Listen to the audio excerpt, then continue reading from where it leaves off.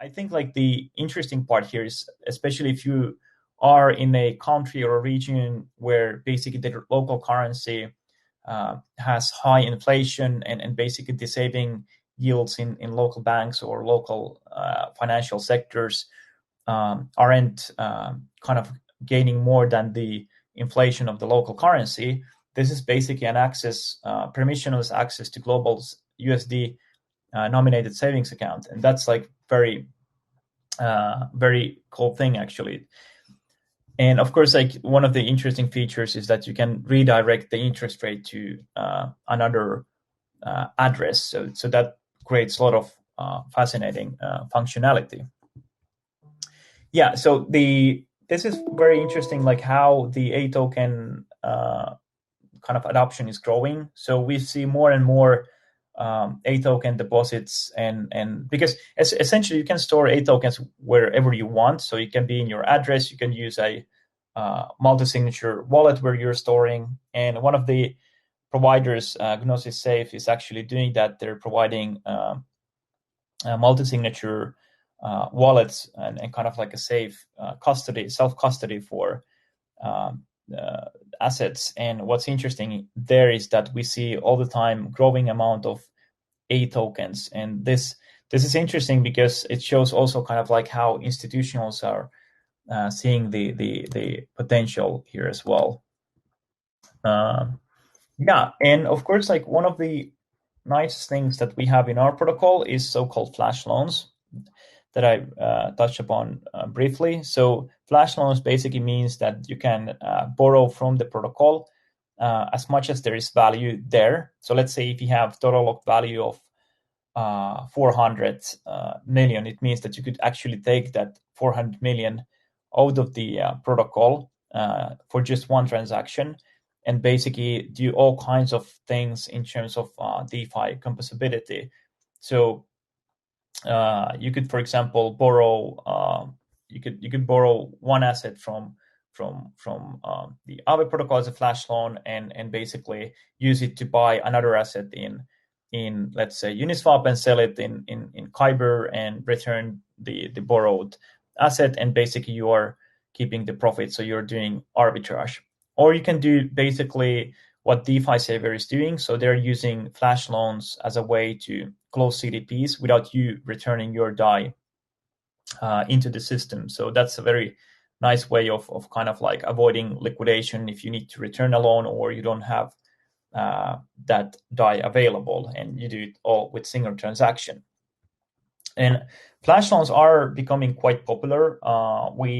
We had even events where we had over 130 million flash loans in USD value per day. So it has definitely taken off quite a lot, and it's kind of like a more used as a composability instrument within the DeFi space.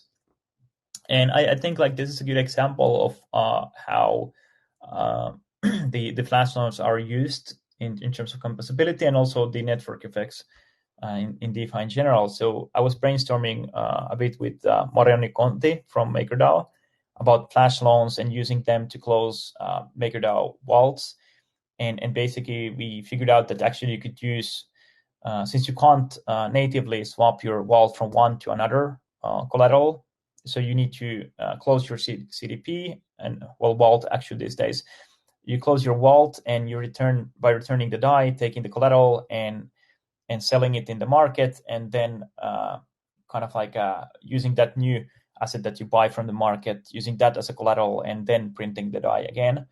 So what you can actually do with flash loans, you could do all of these combinations with one single transaction, and the flash loans in the background actually does the whole functionality for you without you actually returning the DAI to close the vault. And I was asking in the Twitter if someone is interested to build something like that. And in a couple of days later, there was one developer who actually created a collateral swap between ETH vault and BAT vault and vice versa, and created actually a application out of it. And what happened is that he basically got a few users to actually try the application, and kind of like you see like the the assets, cryptographic assets on Ethereum blockchain, and basically earn interest. So kind of like our goal is to get all of the assets that are liquid on chain and have a interest rate on them. And once you deposit into the Aave protocol, you basically have a credit line that you can actually draw. So that makes it two-folded marketplace where for lending and borrowing. And typically, what we see in Aave is that we have depositors that are depositing, for example, stable coins to earn interest, such as, for example, DAI, USDC, or USDT. And other users might basically deposit some other collaterals that they're long, for example, Ether or Link or Lend or any of these assets that we actually accept within the protocol. So that's like kind of the idea, and they are borrowing with those collaterals, those stable coins for the various purposes. And as it's a basically protocol, it means that we have multiple money markets. So we have a main money market where we accept different kinds of assets and collaterals, and basically have different kinds of risk parameters, how much you can borrow against which specific collateral, and basically the idea is that kind of like we can create multiple of these markets and have different parameters. Our latest market was Uniswap liquidity provider shares as a collateral to borrow stable coins, and I will go in that deeper a bit later. And of course, like in our protocol, you can take flash loans, and I will go deeper in that a bit later and how they basically work as a under collateralized loans. So interestingly, as we saw in the previous presentation, DeFi space is growing really fastly. This is also a bit older picture for last week, where we had the highest growth basically on in terms of locked value. So the DeFi space is measured by this interesting metric that is kind of like called TVL, which is short for total value locked.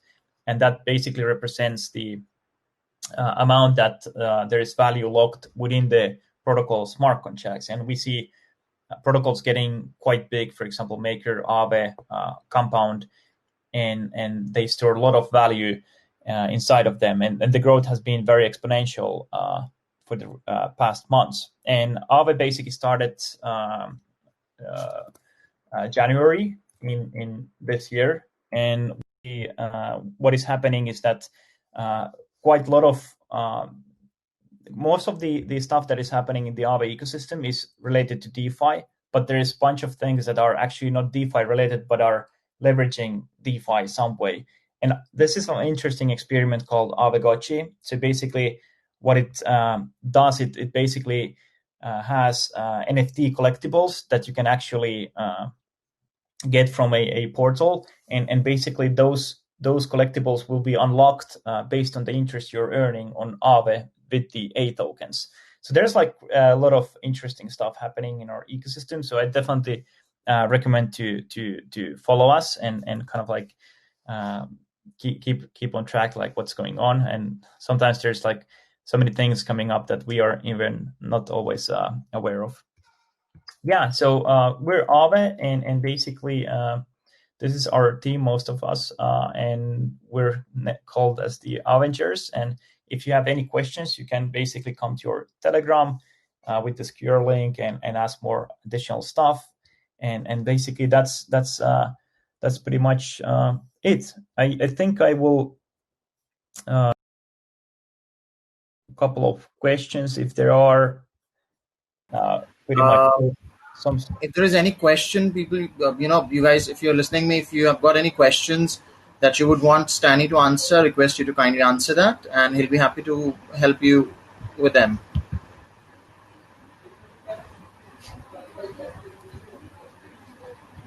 Oh yeah. There's one the slide with the lady who made the loan without the collateral. So basically that's called credit delegation. So it means that when you're depositing into Aave, so let's say for example, ETH or something else, you can basically let someone else to exercise your credit line. So someone else can, for example, borrow stable coins, or when, for example, you are depositing stable coins, you can let someone else that you trust to actually borrow, let's say, ETH or WBTC. So the idea is kind of like that it allows the depositors to earn additional yield. So you might be earning, let's say, 5% APR on the DAI deposit, but then basically when you delegate your credit, let's say let someone borrow ETH, that person could pay you 3% for borrowing under collateralized, and plus the Aave variable rate, so the borrow rate. So that's kind of idea of the credit delegation, and basically that's an experimentation that we have, and there's some interesting stuff coming up pretty soon on that. So if you follow us on Twitter and or in our Telegram and Discord, basically you'll find more stuff on this. Besides that, I think we're pretty much all set. Yes. So as of now, there is no question. Thank you, Stani, for your time, and thank you for this informative session. Thanks. We will be sharing these slides. The organizers will be sharing these slides, the recording with the users on their social media platform and with you later after the show.